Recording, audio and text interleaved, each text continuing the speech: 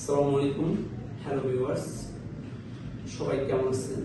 আশা করি আল্লাহর অশেষ রহমতে সবাই ভালো আছেন। আমরা আসছি সরকারি চাকরির সফলতার গল্প নিয়ে।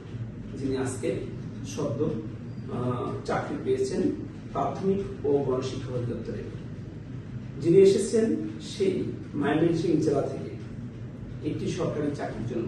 যার বোন প্রথম চাকরি পেয়েছেন, তারপরে ভাইকে ভর্তি করেছেন। আজকে আলহামদুলিল্লাহ সেই ভাইকেও সরকারি চাকরি পেয়েছেন। সে চাকরি পেয়েছে উচ্চমান সহকারী কাম হিসাব রক্ষক পদে, গ্রেড 14। সাখাওয়াত, তো সাখাওয়াত জানি না তার কাছে এখন কেমন লাগছে। আলহামদুলিল্লাহ আমরা যে সে সরকারি চাকরির জন্য এসেছে, আজকে সরকারি চাকরি পেয়েছে, কিভাবে আসলো, তার কি লেখাপড়া, তার গ্রামের পরিচয়, সবকিছু মিলিয়ে আপনাদের সাথে আজকে সাক্ষাৎকার।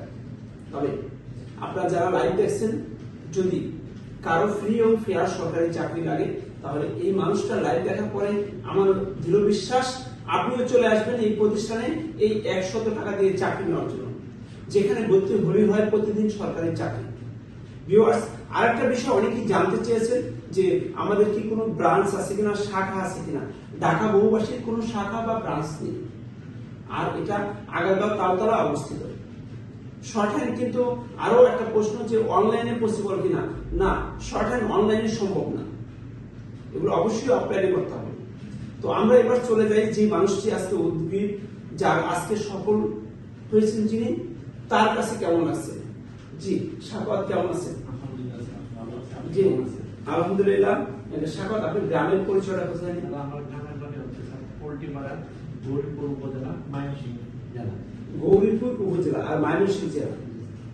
আপনার লেখাপড়া কোথায়? অনার্স করেছিলাম চিটাগাং থেকে, জাতীয় বিশ্ববিদ্যালয় থেকে, ফিনান্স থেকে। কোন সাবজেক্ট? ফিনান্স থেকে। আচ্ছা। আর মাস্টার্স করেছিলাম প্রিমিয়ার ইউনিভার্সিটি চট্টগ্রাম। আচ্ছা এটা হচ্ছে ফিনান্স থেকে। আচ্ছা, অনার্স মাস্টার চট্টগ্রাম থেকে। ওকে, তো এই প্রতিষ্ঠান কিভাবে পেলেন? সেই চট্টগ্রাম, ময়মনসিংহ আর এটা হলো ঢাকা, এটা একটু বলবেন প্লিজ। হ্যাঁ স্যার, অবশ্যই বলবো। আপনার চাকরি হলো কোথায় সেটা একটু বলুন। আমার চাকরি হয়েছে প্রাথমিক ও গণশিক্ষা অধিদপ্তর, উচ্চমান সহকারী কাম হিসাব রক্ষক পদে। এটা গ্রেড কত? এটা গ্রেড 14। এটা আপনার এই পদে কততম ভাইবা দিয়েছে? আমার দ্বিতীয়তম ভাইবা ছিল। দ্বিতীয় ভাইবাতে চাকরি। ভিউয়ার্স, আমরা শুনছিলাম সেই ময়মনসিংহ জেলার সাখাওয়াতের সফলতার গল্প, যিনি দ্বিতীয় ভাইবাতে সরকারি চাকরি পেয়েছেন এই প্রাথমিক ও গণশিক্ষা অধিদপ্তরের অফিস উচ্চমান সহকারী পদে। তো এবার তার পথ চলা, সে কিভাবে আসলো ঢাকা বহুবাসী, তাদেরকে আরো একটু ওইদিকে। হ্যাঁ জি প্লিজ বলেন। আমি আমার পরিবারের জন্য 8তম সন্তান। জি জি। আপনার ভাই বোন কয়জন? আমরা 8 ভাই বোন। 8 ভাই। আমার ভাইয়ের সবার বড়, মাঝে 6 বোন, আমি সবার ছোট।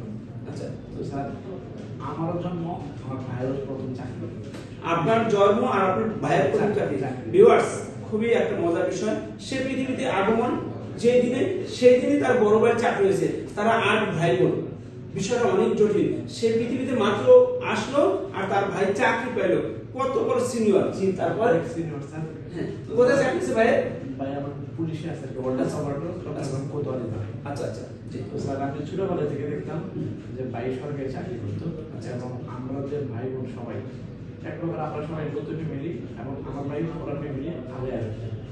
এবং ওনার কাছ থেকে আমি দেখে শিখছি, মানে সরকারি চাকরি আমাদের ওইরকম একটা টেন্ডেন্সি যে সরকারি চাকরি কখন আমি দ্বিতীয় অপশন চিন্তা করতে পারতাম। মানে ওই যে বড় ভাই সরকারি চাকরি করে, সেটাই আপনার ব্রেনে ঢুকছে, আমিও সরকারি চাকরি করব। আমি চিটাং থেকে পড়াশোনা শেষ করলো, দেখতাম যে চিটাং ফিক্স আমার ফ্রেন্ড সার্কেল যারা, আমি কলেজ লাইফ থেকে চিটাং 2014 সাল থেকে আমি চিটাং। জি জি। 14 থেকে 2024, যেহেতু 10 বছর আমি চিটাং সময় কেটেছি। এখানে আমার ইন্টার, এসএসসি, মানে অনার্স মাস্টার্স সবগুলো আমি কমপ্লিট করছি। তো ওদের ভিতরে এই টেন্ডেন্সি আমি দেখতাম, তারা চিটাং ওরা বিজনেস নিয়ে, মানে বিজনেস পারপাস, ওদের হচ্ছে ব্যবসা, আর চাকরি হলো প্রাইভেট। কিন্তু আমার ভিতরে কখনোই কাজ করে নাই। আমি আমার পড়ালেখার জীবন থেকে আমার একটা চিন্তা ভাবনা ছিল যে আমি সরকারি চাকরি করবো। কেউ যদি আমি জিজ্ঞেস করতো যদি তোর সরকারি চাকরি না হয় কি করবি, আমি কখনো ভেবে দেখিনি সরকারি চাকরি না হলে আমি কি করবো, মানে কি করবেন এটা মাথায় আমি কখনো আপনি টার্গেট একটাই সরকারি। আমার ভিউয়ার্স, আমরা শুনছিলাম যার জীবনে একটি সরকারি চাকরি, টার্গেট সেই সরকারি চাকরি আলহামদুলিল্লাহ সে পেয়েছে। তার বন্ধু বান্ধব জিজ্ঞাসা করছিল যদি কখনো সরকারি চাকরি না হয় তাহলে সে কি করবে, কিন্তু সে বলতেছে এটা আমি কখনো ভাবিনি নাই যে কি করব, কারণ আমি সরকারি চাকরির অল্টারনেটিভ কিছু ভাবি নাই, তাই আমার মাথা অন্য কিছু ঢুকে নেই। তবে আজকে কিন্তু সে সেই তার টার্গেট সে সরকারি চাকরি সেটা আজকে পেয়েছে আলহামদুলিল্লাহ। জি, তারপরে তো আমি স্যার আমার শিক্ষকতা মানে শিক্ষা জীবন থেকে স্যার আমি মোটামুটি স্যার ভালোই ছিলাম। আমার যে অবস্থান পড়াশোনার দিক থেকে মোটামুটি কখনো মানে আমি ফেলার ক্ষেত্রে বলবো না, আবার এত সাকসেস তাও বলবো না, মোটামুটি মানে আমাকে বলতে হবে 10 স্টুডেন্টের ভিতরে আমাকে বলতে হবে। জি, আর আমার সঙ্গে চলাফেরা ভালো, যাদের কাছে আমার কোনো শিকার আছে তাদের কাছ থেকে আমি সবসময় চলাফেরা করতাম, মানে যাদের দ্বারা আমার উপকৃত হবে। আচ্ছা আচ্ছা, এবং যাদের দ্বারা আমার দেখা যাচ্ছে কোনো শিকার না, সময় অপচয়, আমি ওই সময়টা আমি এড়িয়ে চলতাম। তো যারা ভালো পড়াশোনা তাদের কাছ থেকে অনেক কিছু দেখার আছে, শিকার আছে, জানার আছে। আমি চাকরি জীবন আমার ফ্রেন্ড সার্কেল দিয়ে ধরি, ওরা অনেকে পাবলিক ভার্সিটি স্টুডেন্ট, কিন্তু এক্ষেত্রে স্যার আমি একটু পিছিয়ে পড়ি। আমার ইন্টারভিউ তো ভালো ছিল না, যার কারণে আমি কোন পাবলিক ভার্সিটিতে চান্স পাইনি। জাতীয় বিশ্ববিদ্যালয় থেকে আমি অনার্স করি, কিন্তু এখানে একটা পরিবার একটু খুব তুই ভালো স্টুডেন্ট, তোর পড়াশোনা আমি স্যার দ্বিতীয় জীবনে অনেক কিছু করি না, পড়াশোনা দিতে আচ্ছা আচ্ছা, কোনো অপশন ছিল না। হ্যাঁ, পরবর্তীতে যখন আমি স্যার অনার্সে দেখলাম যে আমি কোনো পাবলিক ভার্সিটিতে চান্স পাই নাই, কি করা যাবে, তখন তার কিছু অপশন থাকে না, পড়াশোনা তো করতে হবে। তো আমি অনার্সে ভর্তি হওয়ার পাশাপাশি আমি সেকেন্ড পাবলিক ভার্সিটিতে চান্স নেওয়ার জন্য আমি পড়াশোনা শুরু করি। আবার আচ্ছা, বাসায় না জানে আমি বইপত্র কিনি। তো দেখলাম স্যার এখানে না হইতেছে না, সবাই একটু সহনীয় হয়ে গেছে, এখন আর কেউ পাবলিক ভার্সিটির কথা বলে না। আচ্ছা আচ্ছা, স্যার পরবর্তীতে দেখলাম আমার জিনিসটা আগের মতো আগ্রহ কাজ করতেছে না, আচ্ছা আচ্ছা, কেউ কিছু বলতেছে না, যেহেতু তার মানে এটা কন্টিনিউয়াস করতে থাকি। আমার ব্যাকগ্রাউন্ড আমার সায়েন্স, আর এসএসসি ইন্টার দুটো আমি সায়েন্স থেকে, এরপরে অন্যদিকে চলে আসে। এরপর আমি বাণিজ্য শাখায় চলে আসি। আচ্ছা আচ্ছা, অনার্স আমি ফিনান্স থেকে। ওই যে বইগুলো কিনছিলাম স্যার, তখন আমি চিন্তা করছি যে আমি আর্টস কমার্স থেকে, যেহেতু আমি আর্টস স্টুডেন্ট না, কমার্স ব্যাকগ্রাউন্ড না, সায়েন্স ব্যাকগ্রাউন্ড, তাহলে আমি আর্টস থেকে পাবলিক ভার্সিটিতে চান্স নেওয়ার জন্য পড়াশোনা করবো, যেটা হিসেবে তুলনামূলক একটু সহজ, সায়েন্স একটু কঠিন। জি, ওই বইগুলো স্যার আমার চাকরি গেছে যতটুকু বলতাম স্যার ওটা সফলতা। ভিউয়ার্স, আমরা শুনছিলাম একজন সফল ব্যক্তির গল্প যিনি আজকে সফল হয়েছেন। তো আপনি চাকরি পাওয়ার পরে প্রথম নিউজটা কাকে দিয়েছেন? স্যার নিউজটা বলতে আমি বাড়ি দিয়েছিলাম স্যার। আচ্ছা, যে আমার ইনসিডেন্টের ঘটনাগুলো সবাই জানতেন স্যার। এখানে আবার কথা বলতে স্যার সবই তো আপনি জানেন, আমি ঘরের মৃত্যুর খবর শোনার পরে আমি বাড়ি যাই এখান থেকে। বুধবার রাতে আমার ঘুম মারা গেল। জি, তো বুধবারে আমার রাতে ঘুম মানে বাড়িতে রাতে 4টায় পৌঁছে, ঘুম মারা যেন 8টা দিনের সংবাদ পাই। আমার বড় আতঙ্ক। ভোর 4টায় যায় পৌঁছায়। ভোর 4টায় গিয়ে পৌঁছে বাড়িতে। তো 4টায় পৌঁছালে আমি মাটি দেওয়ার পরে আমার রাতে ট্রেনে করে বৃহস্পতিবার রাতে। আপনি বুধবার ভোর মারা গেছেন, সেই বাড়ি যাচ্ছেন, বৃহস্পতিবার মাটি দিলেন ভোরকে, দিয়ে আবার বৃহস্পতিবারই ব্যাক করছেন। আপনার ভাইবা কবে? শুক্রবার সকাল মাটি আপনার শুক্রবার ভাইবা। কি কঠিন একটা সময় যাচ্ছে ভিউয়ার্স। আজকে বোন মারা গেছেন, আগামীকাল বোনকে দাফন করছে, তারপরের দিন তার ভাইবা সেই মাইগ্রেশন থেকে বোনকে দাফন করে আবার চলে আসছে। অনেক কঠিন সিচুয়েশন যাচ্ছে। তারপরেই তার আলহামদুলিল্লাহ তার 2 দিন পরেই আবার ভাইবার পরেই তার রেজাল্টটা দিয়ে দিছে, তাই তো? তো এই প্রথম 14 তারিখ ভাইবা দিয়ে শুক্রবার। জি, আর আমার ভাইবার হলো 16 তারিখ 2 দিন পরে। রাতে 1টা বাজে ঢাকা থেকে আমার ফোন আসে। আচ্ছা আচ্ছা, যে তোমার চাকরির নিউজটা কি, উল্টা দেখো। জি, তো আমার এখানে রুমমেট ও ওই কোচিংয়েরই এখানে পড়াশোনা করছে। তো উনি আমার মেসেজ দিছে হোয়াটসঅ্যাপে যে আলহামদুলিল্লাহ ভাই আমাদের যারা আসছে আপনি আমার কলিগ, উনি আমাদের এরকম একটা মেসেজ দিছে। জি স্যার, এই নিউজটা আমি দেখার পরে ফোন দেওয়ার পরে আমি নিউজটা দেখতে পাই। তো আমি আমার রুম নাম্বারটা মিলাই এখানে না, দেখা গেল আমার রুম নাম্বার আছে। আমার 1:30 বাজে তখন পাশে আমার বাবা শুয়ে আছে। তখন আমাদের বাসার যে পরিবেশ, স্যার আমাদের বাইরে বোন আমরা সবাই একসাথে, কিন্তু স্যার কাদের মন মানুষরা ভালো ছিল না। মানে আমার পরপর 2 বোন মারা যায়, আমার মনে হয় 7 বছরের মাথায় এই বোন মারা যায়। মানে আমার এই বোন সবচেয়ে বেশি খুশি হতো আমার চাকরির খবর। পরে আমি আমার বাবার সাথে যেটুকু বলছি আমার চাকরি গেছে বলে আমি মোবাইল ফেলায় রেখে বাবার সাথে শুয়েছিলাম। বাসার সবাই ছিল, সবাই গিয়েছিল, কারণ কারো কোনো বোন নাই, শুধু এই বোনের কথাই হয়তো সারাতাম। আমাকে বাইরে দেওয়ার পরে বলছে তুমি চলে আসো বাড়িতে, তোমার টাকা থাকার দরকার নাই, তুমি এখন মানসিক ভাবে যদি বিপর্যস্ত আচ্ছা তুমি যদি বাইবার জন্য আমাকে টাকা পাঠানো বুঝতে পারছি। তো পরে স্যার বাসার সবাই গিয়ে বললাম যে আমার চাকরি হয়েছে। কোথায় চাকরি দিচ্ছে, কিসের চাকরি দিচ্ছে, আমার ভাইও ছিল এখানে, সবাই থমথম একটা পরিবেশ, সবাই সোজা হয়েছে, একবারে বাচ্চা কাচ্চা যারা শুয়েছিল, রুম বাইরে যারা ছিল, সবাই অবাক। সারা রাত্র এদিন আর ঘুমিয়ে হয়নি। তার আগে 2 দিন আগেও ঘুমানোর ভুল মারা গেলেন, ঠিক আজকে রাতটা যদিও খুশি, কিন্তু আসলে আমাদের কাছে খুশি নাই, কারণ ভোরটা হারালাম 2 দিন আগে। খুশি অবস্থায় ছিল না স্যার, সবাই দেখা করে খুশি হলে আমার কান্নার একটা পরিবেশ সৃষ্টি হয়ে গেছে, যে মন থেকে খুশি হয়েছে, আজকে অনেক খুশি হতো। মন মারা যায়। তো সবাই ওই দিন যে স্যার আমরা দেখেন আমার চাকরি হয়েছে, কিন্তু আমার কোনো ফিলিং আসতেছে না, কিন্তু দেখলাম যে আমার পরিবারের লোকজন ভাইয়া দেখলাম অনেক খুশি, এত খুশি হতে কখনো দেখি নাই। ওই ভাই, যে ভাই আপনি জন্মগ্রহণ করেছেন আর ভাইয়ের সাথে চাকরি করেছেন, অনেক অনেক সিনিয়র, ভাই বলতে আমাদের সবার বড়, আমি সবার ছোট, মাঝে 6 জন ছিল আমাদের, ভাইয়ের সবার বড়, মাঝে 6 জন, সবার ছোট আমি। তো ভাইয়ের কাছে আমাকে চিটাং ভাইয়া ওইখান থেকে আমি পড়াশোনা করি, চিটাং থেকে আমি সেই আপনার শুভ সময় ভাই পরিবারের মানে কাউকে যে ফোন করে বলতে হবে এটা আর করা হয় নাই, কারণ সবাই ছিল, সবাই স্পষ্ট, সবাই দেখছে, মানে আমিও দেখতে পেলাম যে এখান থেকে ফোন করে বলতে হবে যে আমার চাকরি হয়েছে, এটা আমার কাউকে বলতে হয়, সবাই সবাই ইনস্টেন্ট, সবাই মানে অবাক। এই চাকরিতে আপনার কত লক্ষ টাকা রাখছিল? স্যার এটা হচ্ছে স্যার একবারে মানে কি বলবো, মানে সবাই এটাই বলতেছে যে পড়াশোনা করলে মেয়াদা থাকলে যে চাকরি হয়, এটা তার প্রমাণ। এবং সবাই খুব খুশি, কেন খুশি স্যার, আমার পরিবারের ইচ্ছা ছিল যে ভাই চাকরি করতেছে, মানে পরিবারের তাগিদে, তখন হয়তো এত আমরা ফ্যামিলি দিক থেকে এত ভালো ছিলাম না, তো উনি পড়াশোনা শেষ করতে পারেনি, কিন্তু চাকরিতে উনি জয়েন করে বলছেন। তো আমাকে বলছে তোমার যেহেতু তো চাপ নাই, তুমি পড়াশোনা শেষ করো, তারপর পড়াশোনার পর তুমি চাকরি নিও, তো চাকরি নিও। তো আমাকে বলতো তুমি যদি অনার্স মাস্টার্স করছো, তোমাকে চাকরিটা ওইরকম ভাবে নিতে হবে যেটা তোমার অনার্স সার্টিফিকেট কাজে লাগাইতে পারো। কোন শাখায়? বাণিজ্য শাখায় পড়াশোনা শেষ করেছি। এবং স্যার আপনাদের তো আল্লাহর রহমতে, পরিবারের দোয়ায় আমার চাকরিটা স্যার ঠিক হিসাব পদ, যেটা আমার বাণিজ্য শাখা থেকে ফিনান্স থেকে আমি পড়াশোনা করছি, ওই অনার্স সার্টিফিকেট দিয়ে আমার এখানে চাকরিটার মানে যোগ্যতাটা এরকম ছিল যে লেখাপড়ার সাথে চাকরি মিল আছে। Thank you. এখন আপনি কত টাকা ছিল বলছিলেন? এই সমস্ত কোনো টাকাই লাগে না আবেদন করতে হয়তো 112 টাকা, এরকম 112 টাকা। তো যারা আপনি লাইভ দেখছেন তাদের উদ্দেশ্যে কি বলবেন, যারা এখন সরকারি চাকরি পায়নি তাদের জন্য কি হবে? উদ্দেশ্য হচ্ছে স্যার এখানে একটাই কথা মাথায় রাখতে হবে, না আমার চাকরি হবে। স্যার আরেকটা কথা যে স্যার আমার যে সফলতা, আমার সফলতা হওয়ার আগে আমার আশেপাশে পরিবার পরিজন ছিল, বন্ধু বান্ধব, সবাই বলতো তোমার ভালো চাকরি হবে। এটা স্যার আমি আরো প্রমাণ পাইছি স্যার, যখন কোনো একটা ভালো কাজের সুসংবাদ আসবে তখন আশেপাশের লোকজন কেমন স্যার টের পেয়ে যাচ্ছে।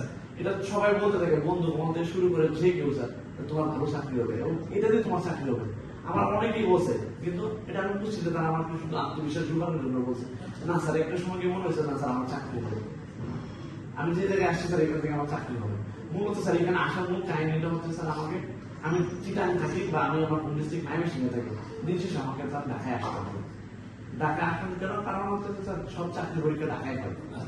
তো দেখা গেল আমি চিটাং থেকে আসলে এখানে ঢাকা থেকে যাতায়াত করতে আমার প্রচুর পরিমাণে ব্যাগ পেতে হয়, সময় সাপেক্ষ, তারপরে টাকার একটা ব্যাগ সাপেক্ষ। তো আমি পরিবারকে বুঝাই বললাম যে আমি এখানে হয়তো স্যার বড় নিয়োগ যে থাকে ওখানে দেখে আমি শুধু আবেদন করতাম। তখন যখন দেখায় থাকবো আমাকে আরেকদিন পরামর্শ দিল, তুমি মিনিমাম তোমার বাড়ি থেকে নিজ জেলা বলো যাই বলো তোমাকে 30 কিলোমিটার দূরে থেকে চাকরি পড়াশোনা করতে হবে।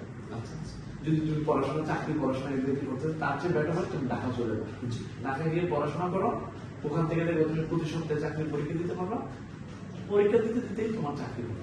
এবং এই বিশ্বাসটা স্যার আমার ভিতরে ছিল, যে আমার যতটুকু প্রিপারেশন ছিল আমি এটা বিশ্বাস করতাম, চাকরি দিতে দিতে আমার যে দুর্বলতা গুলো, পরীক্ষার দুর্বলতা গুলো বের হয়ে আসবে। ঢাকা বহুবাসী নিয়ে আপনার কি বলা আছে? যে এখানে বসে প্রশিক্ষণ দিয়েছেন স্যার, আমার কাজে সালমা ওইখান থেকে চাকরি পাই, ও চাকরি করার সময় আমি হা হয়ে যাই। ও ঢাকা থাকতো এটা আমি জানতাম, কিন্তু ঢাকার যে ঢাকা বহুবাসী এটা আমি জানতাম। কিন্তু ও যখন আমি এত চেষ্টা করার পর আমি চাকরি কোনো সন্ধান পাচ্ছি না, মানে আমি কোনো কাঙ্ক্ষিত ফলাফল পাচ্ছি না।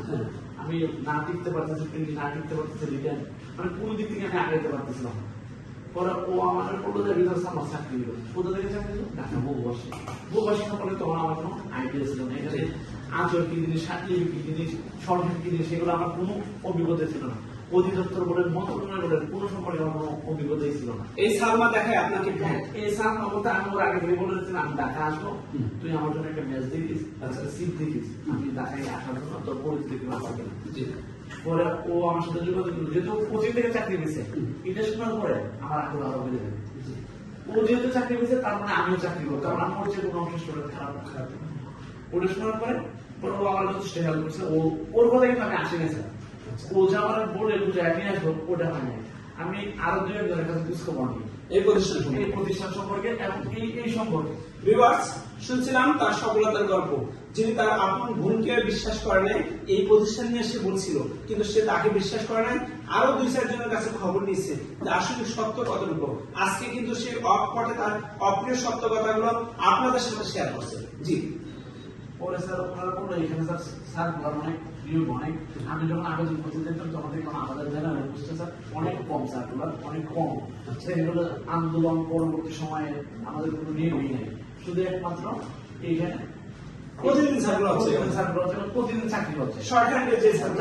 যেমন আমি ওই ভিডিও দেখতাম এখান থেকে, যারা এখন আপনার ভিডিও দেখছে এরকম যারা চাকরি পেয়েছে আসলে কতটুকু সামনা চাকরি দিবে, লাইভ দিবে, ছবি দিবে বা তার সম্পর্কে কিছু বলা হবে কতটুকু। আর আমি এখানে আগে থেকে টাইপ দেখতাম, ও যে প্র্যাকটিক্যাল ভালো করতো, আপনাকে দেখতাম স্যার। ওই আমাদের পেজটা ফলো হ্যাঁ, করতেন। দেখতাম। ভিউয়ার্স শুনছেন, তার বিশ্বাসটা নেই, তারপর সে পেজ দেখতো, আজকে যেমন আপনারা দেখছেন, আর এই মানুষটি দেখতো। তো আজকে তার গল্প থেকে হয়তো বা আগামীকালকে ঠিক তার মতো আপনিও আসবেন, আপনারও গল্প হবে একদিন এই সরকারি চাকরির এই সফলতার মঞ্চে। যেমনটা এই যে এতগুলো মানুষ এখানে দেখেন, এই যে জনপ্রশাসন মন্ত্রী কতগুলো যোগদান করছে।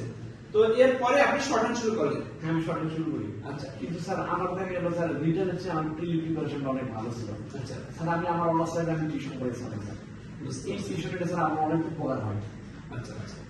আমাদের এমনি প্রতিষ্ঠান নিয়ে আপনার কি বলার আছে? কোনো কিছু বলার আছে? এখন আর বলার সুযোগ নাই, আগে যদি বলার সুযোগ থাকলে এখন আর সুযোগ নাই। কেন স্যার এখন যে দেখলাম অনেক অনেক সুবিধা স্যার, আগের তুলনায় আগের যে ল্যাব ছিল, আগের যে লাইব্রেরি ছিল, যাই বলতাম ক্লাস ছিল, তখন মানে তখন ছোট্ট ক্লাস ছিল। এখন দেখা গেল না স্যার, এখন আর কোনো কমপ্লেন নাই আমার।